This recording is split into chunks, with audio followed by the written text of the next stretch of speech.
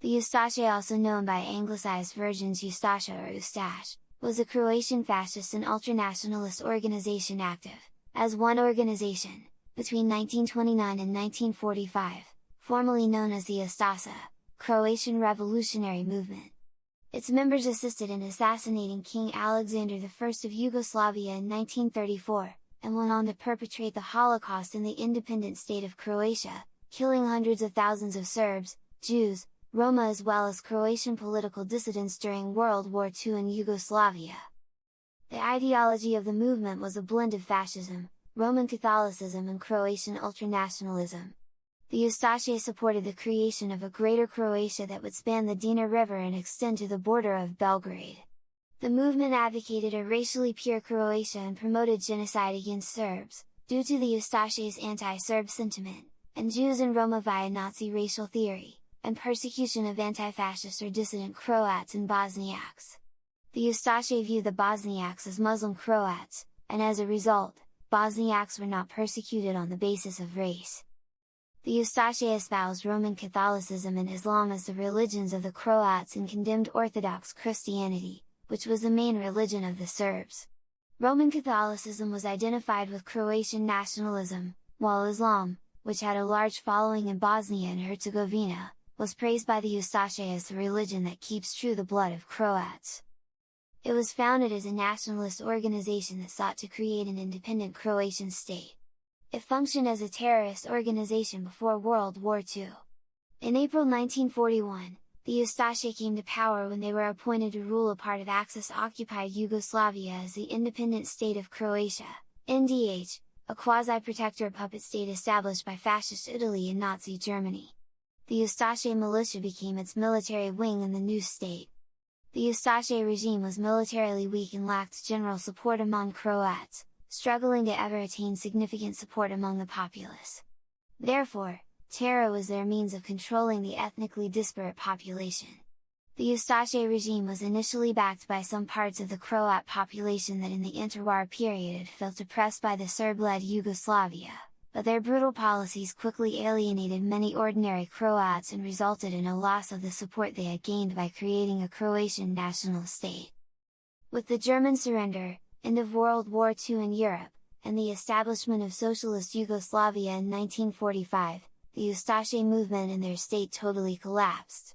Many members of the Ustaše militia and Croatian Home Guard who subsequently fled the country were taken as prisoners of war and subjected to forced marches and executions during the Bleiburg repatriations. Various underground and exile successor organizations created by former Ustaše members, such as the Crusaders and the Croatian Liberation Movement, tried to continue the movement to little success. One of the major ideological influences on the Croatian nationalism of the Ustaše was 19th-century Croatian activist Ante Starčević, an advocate of Croatian unity and independence, who was both anti-Habsburg and anti-Serbian in outlook. He envisioned the creation of a greater Croatia that would include territories inhabited by Bosniaks, Serbs, and Slovenes, considering Bosniaks and Serbs to be Croats who had been converted to Islam and Orthodox Christianity, and considered the Slovenes mountain Croats. Starčević argued that the large Serb presence in territories claimed by a Greater Croatia was the result of recent settlement, encouraged by Habsburg rulers, and the influx of groups like Vlachs who took up Orthodox Christianity and identified themselves as Serbs. Starčević admired Bosniaks because in his view they were Croats who had adopted Islam in order to preserve the economic and political autonomy of Bosnia and Croatia under the Ottoman occupation. The Ustaše used Starčević's theories to promote their own annexation of Bosnia and Herzegovina to Croatia and recognized Croatia as having two major ethnocultural components, Catholics and Muslims. The Ustaše sought to represent Starčević as being connected to their views. Josip Frank seceded his extreme fraction from Starčević's Party of Rights and formed his own, the Pure Party of Rights, which became the main pool of members of the subsequent Ustaše movement.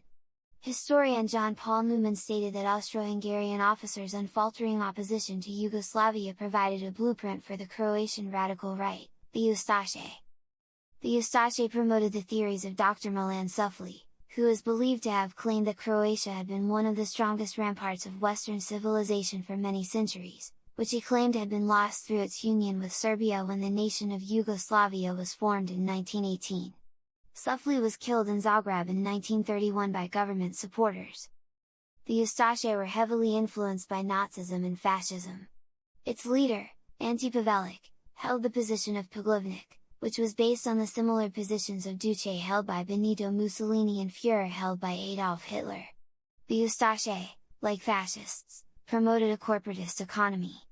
Pavelić and the Ustaše were allowed sanctuary in Italy by Mussolini after being exiled from Yugoslavia. Pavelić had been in negotiations with fascist Italy since 1927 that included advocating a territory for sovereignty swap in which he would tolerate Italy annexing its claimed territory in Dalmatia in exchange for Italy supporting the sovereignty of an independent Croatia. The Ustaše ideology has also been characterized as clerical fascism by several authors, who emphasize the importance of movement attached to Roman Catholicism. Mussolini's support of the Ustaše was based on pragmatic considerations, such as maximizing Italian influence in the Balkans and the Adriatic. After 1937, with the weakening of French influence in Europe following Germany's remilitarization of the Rhineland and with the rise of a quasi-fascist government in Yugoslavia under Milan Stojadinovic, Mussolini abandoned support for the Ustaše from 1937 to 1939 and sought to improve relations with Yugoslavia, fearing that continued hostility towards Yugoslavia would result in Yugoslavia entering Germany's sphere of influence.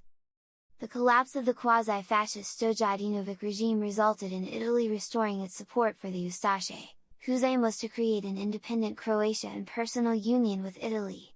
However, distrust of the Ustaše grew. Mussolini's son-in-law and Italian foreign minister Count Galeazzo Ciano noted in his diary that the Duce is indignant with Pavelić, because he claims that the Croats are descendants of the Goths. This will have the effect of bringing them into the German orbit.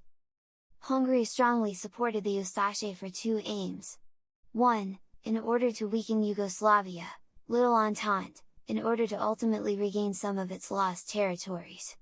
The other, Hungary also wished to establish later in the future a strong alliance with the independent state of Croatia and possibly enter a personal union.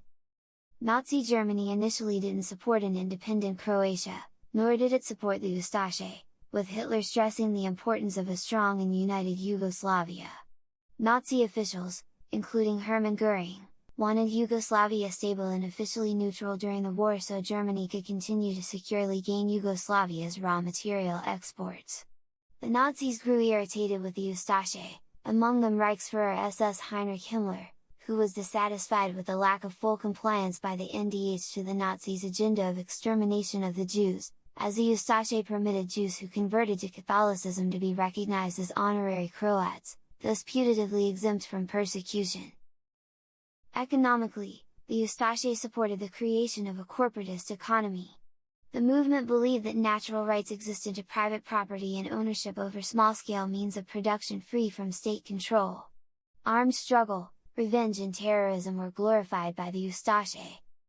The Ustaše introduced widespread measures, to which many Croats themselves fell victim. Jozo Tomasevic in his book War and Revolution in Yugoslavia, 1941–1945, states that never before in history had Croats been exposed to such legalized administrative, police and judicial brutality and abuses during the Ustaša regime.